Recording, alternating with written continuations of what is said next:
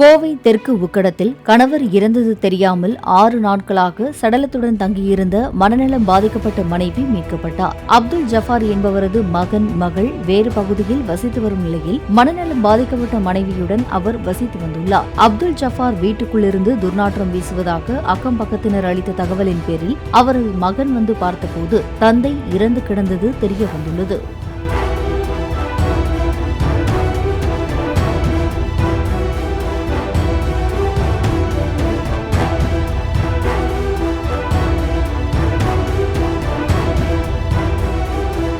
Play store மற்றும் app ஸ்டோரில் இருந்து பாலிமர் செயலியை QR கோடு மூலம் பதிவிறக்கம் செய்யுங்கள்.